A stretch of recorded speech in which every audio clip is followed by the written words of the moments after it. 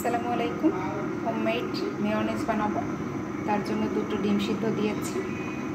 আর ডিমের খোসা ছাড়ানোর জন্য একটা টিপস হচ্ছে একটু তেল দিয়ে দেওয়া। অল্প একটু তেল দিয়ে দিয়েছি, যে তেলটা দেখা যাচ্ছে। এখন সিদ্ধ হলে খাওয়া পর্যন্ত অপেক্ষা করি।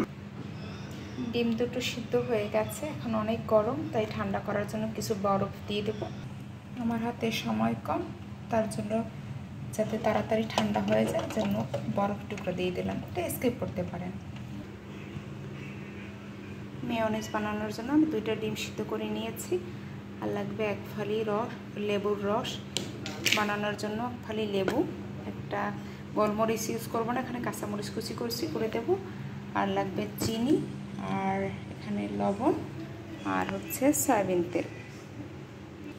এখানে একটা কাঁচামরিচ কুচি করে নিয়েছে, আর ডিম দুটো একটু কুচি করে নিয়ে নিলাম।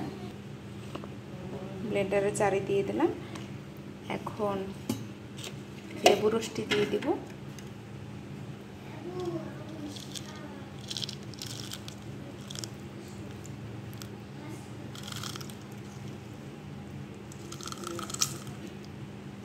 আর দিয়ে দেব ছোট 3 ফালি রসুন কুচি।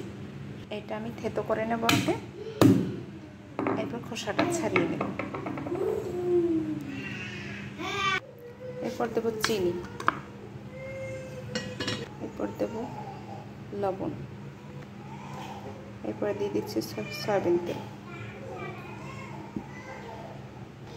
এখানে চিনি দিলাম, লবণ দিলাম, সয়াবিন তেল দিলাম। ঢাকনা দিয়ে ব্লেন্ডারে ব্লেন্ড করব।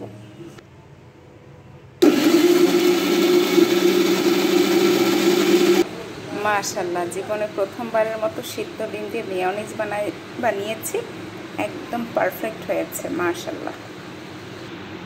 একদম জীবনে প্রথমবারের মতো বানিয়েছি, পারফেক্ট হয়েছে। এরকম একটা ঢাকনাওয়ালা জারে রেখে ডিপ ফ্রিজে রাখলে তো 6 মাস খাওয়া যাবে।